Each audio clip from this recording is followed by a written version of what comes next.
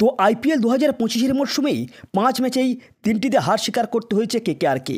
তো এর বেশ কয়েকটি কারণ রয়েছে। সেই ভুলগুলি যদি কেকেআর আগে থেকেই শুধরে না নেয় তাহলে 2025-এর আইপিএলেই কোয়ালিফাই করা মুশকিল হয়ে দাঁড়াবে। তো মঙ্গলবার কলকাতা ইডেন গার্ডেন্সে আইপিএল 2025-এর 21তম ম্যাচেই লখনৌ সুপার জায়ান্টের কাছে 4 রানে হেরে যায় কলকাতা নাইট রাইডার্স। তো এদিনে হারের ফলেই ফের আইপিএল পয়েন্ট টেবিলেই এক ধাপ নিচে নেমে গেল গতবারের চ্যাম্পিয়নরা। ম্যাচের 3টিতে হারের পর কেকেআর পয়েন্ট রয়েছে 4, net run rate 0.056। Ajinkya Rahane হারের পর ফের একবার ইডেনের পিচ নিয়ে নিজের অসন্তোষ প্রকাশ করতেও কোনো রাগঢাক করেননি। তো এলএসজির বিরুদ্ধে সামনে থেকে নেতৃত্ব দিলেও দলকে কাঙ্ক্ষিত জয় এনে দিতে পারেননি অজিঙ্ক্য রাহানে। তো অধিনায়ক হিসেবে নিয়মিত ভালো রান করছেন অজিঙ্ক্য রাহানে।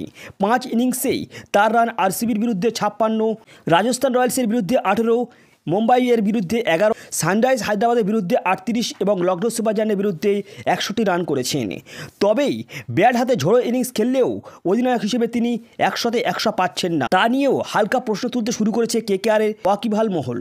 তো কারণ দলের থেকে সেরাটা এখনও পর্যন্ত বার করতে পারছেন না তিনি, না কম্বিনেশন ঠিক হচ্ছে, আর তাছাড়া প্লেয়াররা নিজেদের ধারাবাহিক পারফরমেন্স তুলে আনতে পারছেন না।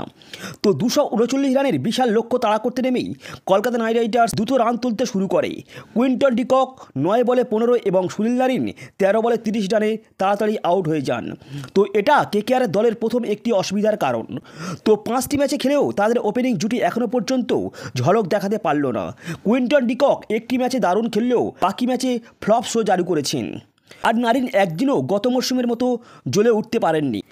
তো এখানে কেকেআরকে একটি পরিবর্তন করলেই বেটার হবে। সেক্ষেত্রে হলো কুইন্টন ডিককের পরিবর্তে রহমানুল্লাহ গুরবাজকে 1 থেকে 2টি ম্যাচে সুযোগ দিয়েও দেখতে পারেন। তো কারণ রহমানুল্লাহ গুরবাজ আগে থেকেই কেকেআর দলে সামিল রয়েছেন এবং তিনি ধারাবাহিকভাবে কেকেআর হয়ে রান করে থাকেন। তো এখানেই সুনীল নারিনের বসানোর কোনো প্রয়োজন নেই, কারণ তিনি সব সময়ের ক্ষেত্রেই ঝোড়ো ইনিংস খেলে থাকেন এবং তার যে রানটা সেটি অতিরিক্ত রান হয়ে থাকে দলের ক্ষেত্রে। তো এদিনের ম্যাচে অজিঙ্ক্য রাহানে এবং ভেঙ্কটেশ আয়ারের দায়িত্ব নেন তো এবং দলকে ম্যাচে ফিরিয়ে আনেন। অজিঙ্ক্য রাহানে ধারাবাহিকভাবে তিনি রান করছেন এবং অফ ফর্মে ছিল ভেঙ্কটেশ আয়ার। তো তিনিও ব্যাক টু ব্যাক 2টি ম্যাচে রান পেয়েছেন।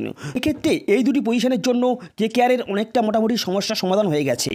তো রাহানে এদিনের ম্যাচে 35 বলে 61 রান করে আউট হন এবং ভেঙ্কটেশ আয়ার 45 রান করে আউট হন। তো 23.75 কোটি টাকায় কেনা ভেঙ্কটেশ আয়ার এখনও পর্যন্ত প্রথম 3টি ম্যাচে ধাক্কা খাওয়ার পর কিন্তু এসআরএইচ এবং এলএসজির ম্যাচে তার ব্যাট থেকে ফের রানের ধারা দেখা গেছে। তো শেষ 2টি ম্যাচে তার স্কোর 60 ও 45। তো এবার হলো রমনদীপ সিং এবং অঙ্কুশ রঘুবংশী। তো তাদের ব্যাট থেকে হতাশায় উপহার দেয় কেকেআরকে। তো রিঙ্কু সিং লখনৌর কাছ থেকে ম্যাচটি প্রায় ছিনিয়ে নিয়েছিলেন, কিন্তু একটি ভুল কেকেআর ভক্তদের হতাশ করেছেন। তো কেকেআরের ভুল, যার কারণে দল হেরেছে। রাহানে এবং ভেঙ্কটেশ আয়ার আউট হওয়ার পর উইকেট চালিয়ে খেলার মতো ব্যাটার দরকার ছিল। তো কেকেআর ব্যাটিং অর্ডারেই অঙ্কিশ রঘুবংশীকে পাঠায়, রমনদীপ সিংকে এগিয়ে দেয়। রিঙ্কু সিং, যিনি রান রেট লড়াইয়ে এগিয়ে নিয়ে যেতে পারতেন, তাকেই 15.2 ওভারে নামানো হয়। রমনদীপ বা অঙ্কিশের পরিবর্তে যদি রিঙ্কু সিং ব্যাট করতে আসতেন তাহলে হয়তো মঙ্গলবারের ম্যাচের ফলাফল অন্যরকম হতো। কোনো বলারই সেরকমভাবে লিডিং ফ্রম দি ফ্রন্ট করতে পারছেন না। তো সামনের ম্যাচগুলিতে যদি কেকেআর সুনীল নারিন, হর্ষিত রানাদার থেকেই সেই ঝাঁঝালো বোলিং পারফরমেন্স লক্ষ্য করতে না পারেন তাহলে সেক্ষেত্রে সমস্যায় পড়তে হবে কেকেআরকে। তো এছাড়া 2 বড় ক্যারিবিয়ান তারকা যারা বহু বছর ধরে কেকেআর জার্সিতে খেলছেন, তারা না বল হাতে না ব্যাট হাতে দলকে নিজেদের পারফরমেন্স দিতে পারছেন। তো তারা হলেন আন্দ্রে রাসেল ও সুনীল নারিন। এবার তারা কবে বেগুনি জার্সিতে ফের ঝলসাবে তার অপেক্ষায় কেকেআর ফ্যানেরা।